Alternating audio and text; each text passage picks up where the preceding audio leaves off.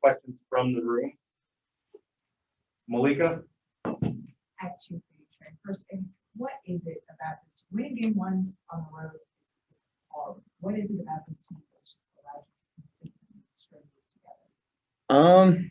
Really just our attention to detail. Like we've been very focused and very locked in when it comes to preparing for our opponent. And we know we didn't get a high seed, so we got to try to steal one on the road. And game one is definitely a game that you can really surprise that team. And I think with the way we've been playing coming out of the gate, you can just tell we're really focused on our attention to details when it comes to the other team.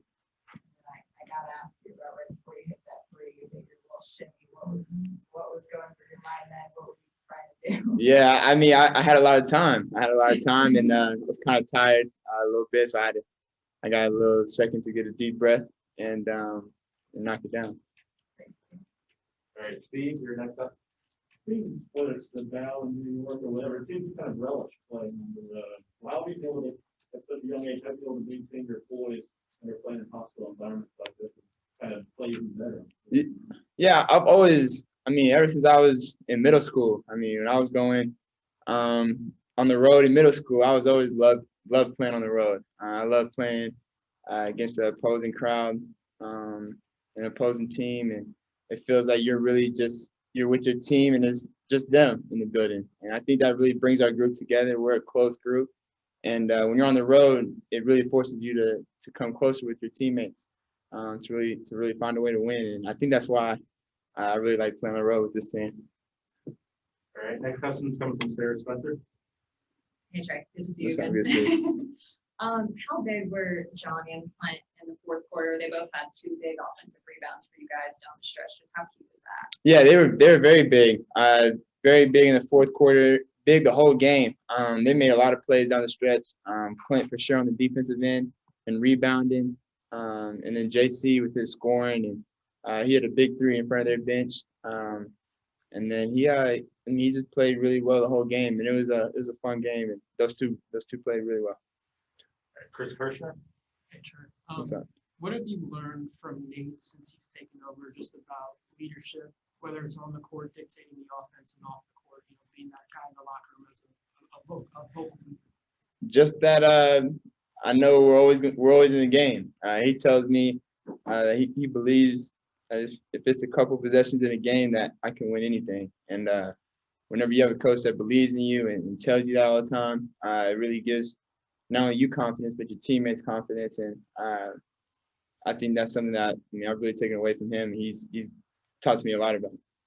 The Hawks haven't won a conference finals game before, at least since moving to Atlanta. Mm-hmm. Being a part of that and being the leader of this team, what does that mean to you? It's special. It's special. I wanted to achieve things like that when I was a rookie. Coming in, as a rookie, you don't know how hard it is until you have to actually do it. And so to achieve an accomplishment like that and winning our first of hopefully many conference games, it's a great accomplishment for our team and for the city.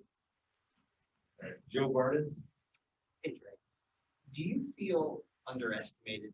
I don't mean like social media or when you're looking for motivation before a game. I mean on the floor, given the shots that you are so good at, like tonight, like all that room you had with the floater early and some of the threes that you get these looks at. Do you feel that teams, are you sometimes surprised at the space you still get given all the damage you've done in the playoffs? No, I'm not surprised because I know I can. I've seen pretty much every defense, and it's really just figuring out what type of defense they're showing that night. And so I'm not surprised. That for me, it's just trying to make the right read and figure out how they're going to guard. And they guard a certain way, and just trying to make plays and attack that way. So I'm not really surprised ever. All right, Tim Bontemps.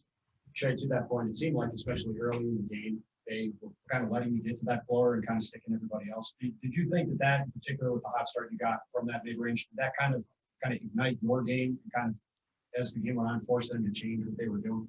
I don't know, maybe. To be honest, I don't really try to focus on that. I know when I played them the one game out of the three this season, they were playing the same defense tonight, and I missed a lot of floaters. I shot, I think, 17% from the field, and it just didn't work. But tonight they played the same way, and it was a different result. So it's really just if my shots are going to go in or not, and I just got to focus and be ready to make them. And when you talk about that belief that Nate has in you, it seems like you guys as a team kind of Mhm. thrive on that. Yeah.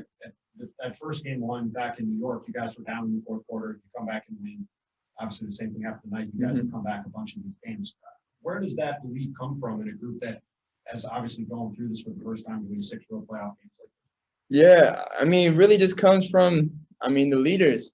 We all the leaders, we really believe in each other. And the leaders of this team, from Nate down, we all just believe. And when you have a group that really believes in each other and really is fighting on the court for each other, anything can happen. And I think our team really believes that, and it's been working.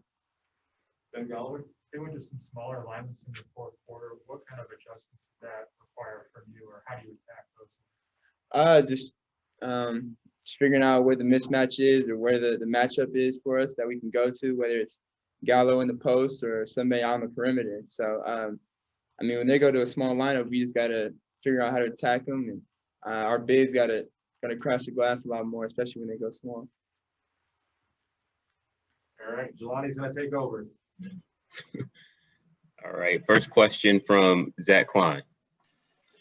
Trae, you scored or assisted on 72 points. That's basically 62% of the offense tonight, which was a conference finals record. Is this what's needed from you to get 3 more wins and move on? I don't know. Every game brings a different challenge.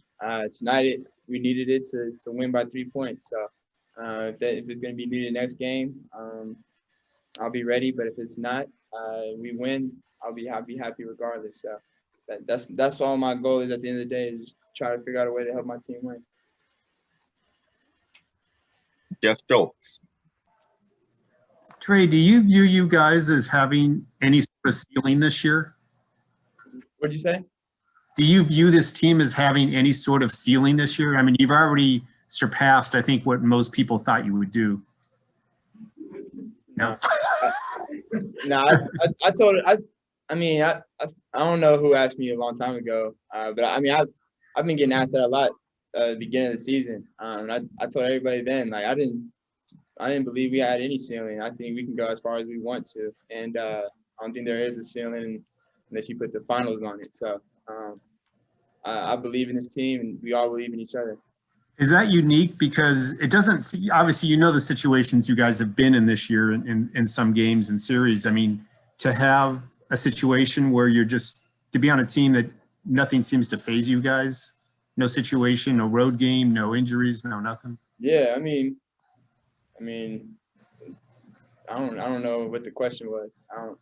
Is it unique to be? Is it unique to be in that situation? Yeah, I mean, it's definitely unique. It's one of my favorite teams I've been a part of. This is a special group, so it's definitely a unique group. Let's go to Justin Felder. Hey, Trae, after that lob to John off the backboard, Kent Bazemore tweeted that you guys used to do that all the time in practice. He never thought you'd do it in a game. John looked like he had a big smile. Take me through that play, your reaction, and John seemed to be pretty pleased with it too. Yeah, Baze, you know, so I'll do that a couple of times in practice, and drills and things like that. So that's funny. Yeah, like we said in the locker room, he knew it was coming. He knew when it's the difference between one of my floaters and one of my passes off the backboard. So that's just the connection we have, and type of chemistry we have. So it's fun playing with him. Last two, first from Vinny Goodwill.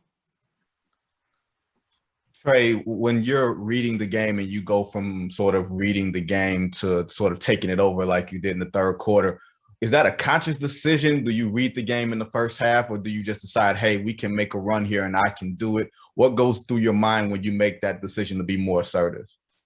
It's a game flow. I mean, if I got a couple shots going, if I've hit a couple in a row, my teammates are looking for me to be aggressive and to keep going and in the third quarter it was kind of that kind of way. Last game it was Kev. I mean, it's always a different guy sometimes. And tonight this is kind of how it was. And my teammates were telling me to be aggressive in the third quarter and to keep going. Okay, Trae, we got a few more actually. We'll go to Mark Schwartz from ESPN. Trae, Nate made a really great comment a few minutes earlier. He said that your style of play is built for this time of the season. What does he mean by that?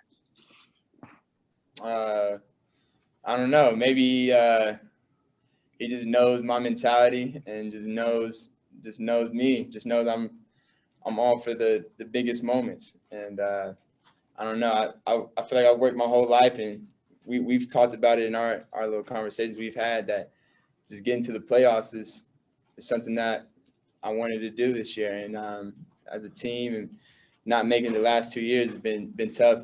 And so just having that motivation that when we got here to be ready, it was definitely something that I was thinking about. Why do you think that you've been able to succeed at such a high level in this scenario when so many guys going through it the first time really struggle badly? It's a lot of reasons. I mean, when you have a coach that believes in you, and then you got great teammates around you that make plays and also believe in you, it makes my job a lot easier. So I just go out there, I have fun, enjoy the game, and just try to leave it at that. And then whatever happens, happens. So it's been fun. Final question from Jeff Zilgett. Trae, you just mentioned that basketball is a fun game, obviously, but there's also a lot of stake right here. So I'm wondering, do you embrace the magnitude of the situation to have fun, or do you try to downplay, how big this is and just go out and play and try to have fun? Which one is it? I mean, I know it's a big deal, but not a lot of people believe we can win. And so that's one thing right there. So, I mean, it's a big deal, but I mean, not a lot of people think it's a big deal to us. So for us, we just got to go out there, have fun, play the right way,